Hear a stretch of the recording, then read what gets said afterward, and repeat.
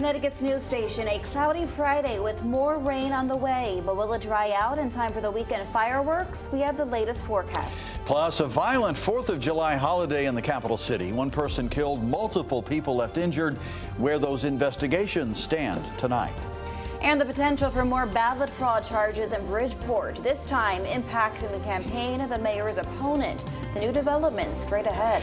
Plus, one family asking for the public's help as they search for their dog who was spooked by the fireworks. We'll tell you how you can help bring their furry friend home. Fox 61, Connecticut's news station, begins with a Weather Watch alert. Good evening and thanks for joining us for the Fox 61 News at 6. I'm Brent Harden. And I'm Bridgeport. We are tracking some rain for the holiday weekend, taking a live look outside right now at the conditions in Hartford, New Haven, Middletown, and at Mohegan Sun. As you can see, the clouds have already started to roll in. So how will this rain impact the weekend fireworks? Well, meteorologist Nick Morganelli is here with a check on the forecast. Nick, you were telling us storms are moving into the state and headed this way right now. Yes, they are. They're already in the northwestern part of the state. You know, when it's this hot and humid, you're going to break somewhere, right? So we've got strong to potentially severe thunderstorms for tonight. None are severe right now, but any thunderstorm is dangerous with the lightning, and it can create some gusty winds. Sometimes those winds go over 50, and they can knock a tree branch down, knock some power out. And there could also be some street flooding. There's a lot of rain with these storms now through 9 o'clock, but not everybody's going to get them first. Right now, it's just the northwestern hills. We'll show you the radar, but the primary concerns are the lightning and the heavy rainfall right now. There's not a lot of damaging wind at the current time, but here's the line across northern Litchfield County, right along the Massachusetts and New York borders, from Sharon to Torrington up to Norfolk, and you see the little renegade storm here. Watch that one get absorbed into the line as it moved in a different direction. That's pretty crazy stuff. So here are some towns and times for you. Granby just after 6 o'clock, Simsbury 6:18, Windsor Locks about 6:30, in Hartford around 6:50 or so, as this line continues to push off to the east. And I don't think we're going to see many storms in the immediate future for New Haven westward. There are a couple out here, some scattered showers down to the south, but the main focus of this is off to the northwestern hills, so northern Connecticut. Right now, the dew point temperature is 71 in Groton with the temperature at 74. It is extremely tropical out there. Dew points are in the mid-70s. We don't get much more uncomfortable than this, and they're going to stay there right through Wednesday. So the next 12 hours will feature that tropical humidity with us. We will get rid of the storms tonight, and we'll have probably 2 rounds of rainy weather tomorrow. We'll detail that and look at the entire weekend coming up. All right, Nick, thanks very much. We have this weather-related note for you. Due to the rain, Hartford Bonanza is now happening Sunday at Bushnell Park from 4 to 10 p.m. And don't forget, you can watch our live coverage on CW20 from 8 to 10 p.m. We'll be airing the whole fireworks show starting at around 9:45. You can find all the information about Hartford Bonanza on fox61.com and our Fox 61 News app. State police releasing their latest numbers on holiday travel. Police say they responded to nearly 3,000 calls between Wednesday at 6 p.m. and 8 a.m. this morning. There were a total of 157 accidents. Only 1 was fatal. Police also making 26 DUI arrests. And developing now, it was a violent night in the capital city. And 1 person is dead after an early morning shooting, and several people are injured in separate incidents. Fox 61's Lindsay Kane is in Hartford with everything we know so far. Hartford police are investigating 3 separate incidents ending the 4th of July with multiple injuries and 1 fatality. Police were called to Cleveland Avenue after a woman was shot and killed. Police say officers were called at 12:50 this morning. When they got on scene, they found a woman and a man both in their 20s. The woman was unresponsive. She was taken to the hospital where she died. The man was alert, also taken to the hospital. Police say the 2 were both in their own cars when they were shot. The victim is identified as 23-year-old Shamira Williams. This is the 10th homicide this year in the city of Hartford. Police say she and the man were both caught in a crossfire, leaving a 4th of July party when 2 groups of people were firing at each other. My niece was so humble and innocent, smart girl, go to work every day, better in her life, calm, easygoing. She was so soft-spoken. This was really unnecessary, very unnecessary. Also on Seymour Street, police say 2 people were shot around 11:30 last night.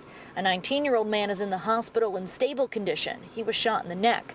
A man in his 20s is also in the hospital in stable condition. Lastly, around 7:15 last night, police say someone was stabbed on New Britain Avenue. That person is expected to be okay. Police are still investigating all of these incidents. Now, there are multiple people of interest in that Cleveland Avenue shooting. Police have not made any arrests at this time, but are continuing to investigate all of these incidents around the city. Anyone with any information is asked to contact Hartford Police. In Hartford, Lindsay Kane, Fox 61, Connecticut's news station. Thank you, Lindsay. An early learning center in the capital city is under investigation tonight after an audit discovered irregularities with their finances. This involving the Kids Creative Learning Center. City officials say they immediately notified families and stopped financial support for the center. The Department of Families, Children and Youth is now supporting families impacted. In a statement, Hartford Mayor Arunan Arulampalam says city officials will continue to work with law enforcement on this matter to hold all parties accountable for any improper use of city funding, while also maintaining access to proven high-quality early childhood education and programming. Also tonight, a man faces charges for allegedly robbing and making a threat toward the Connecticut Post Mall in Milford. Jamar Jarrett is accused of robbing the American Eagle inside the mall. When a security officer tried to stop Jarrett, he allegedly told the officer he was going to shoot him. Jarrett also had an arrest warrant from the Milford Police Department for a shoplifting incident that happened at the mall's Macy's store back in May. He is due in court later this month. Another bombshell development in the Bridgeport ballot fraud scandal. Another campaign operative could face criminal charges, but this time they supported Mayor Joe Ganem's opponent. Fox 61's Matt Caron brings us up to date. From the beginning, the John Gomes for Mayor campaign said that if anybody on their team committed fraud, to bring the evidence to the authorities. That happened. And today, Mayor Joe Ganem said that he, quote, appreciates SEEK for investigating the many complaints. There's another Wanda in Bridgeport, and her name is Maria. The State Elections Enforcement Commission just referred dozens of pages of evidence to the Chief State's Attorney's Office for possible criminal voter fraud charges. Among them, this photo of Maria Pereira, alone inside a senior housing unit, allegedly searching for an absentee ballot. It appears that she's unauthorized in a voter's apartment. A senior who I'm told may have a handicap or dementia, going in there rummaging, apparently looking for something. It's the same Maria Pereira who is a sitting city councilwoman. The same Maria who was arrested at the polls in 2023 for allegedly assaulting a 70-year-old woman.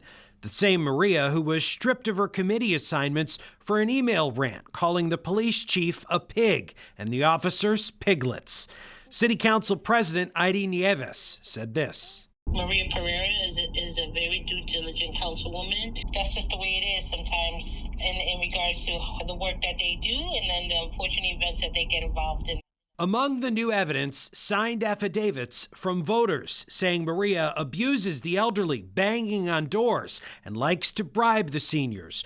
One voter said she came to my home and took the ballot. She told me what line to vote for. Another, Maria mails them out for most of the people here. Another, she filled out her absentee ballot in my name and she signed it herself. Attaching this handwritten note, no one will ever know.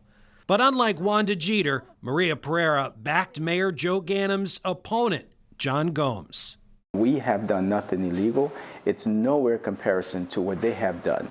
Maria Pereira is now the third Bridgeport City Council person to be suspected of ballot fraud, joining Alfredo Castillo and Anaida Martinez. We reached out to Pereira for a comment. She got back to me through a text message that simply said, quote, not worried in the slightest. Reporting in Hartford in front of the State Elections Enforcement Commission, Matt Caron, Fox 61, Connecticut's news station. All right, Matt, thank you. A somber night tonight in Wallingford as the community says farewell to a Connecticut DOT worker hit and killed on the job. Calling hours getting underway just moments ago. Family and friends gathering at the Wallingford Funeral Home on North Main Street. The crash happening on June 28th, just after 9 in the morning. State police say 26-year-old Andrew DiDomenico was working on the shoulder of the Wharton Brook connector right near I-95 when 55-year-old Denise Lucibello hit him. Lucibello is charged with driving under the influence and other crimes. Tonight's calling hours are until 7 o'clock. The DOT is honoring Andrew DiDomenico with memorials at rest stops across Connecticut. Service plazas have been covered with these black sashes and orange ribbons. The DOT hopes it serves as a constant reminder for drivers to pay attention to the dangers that their crews face on a daily basis. We're still to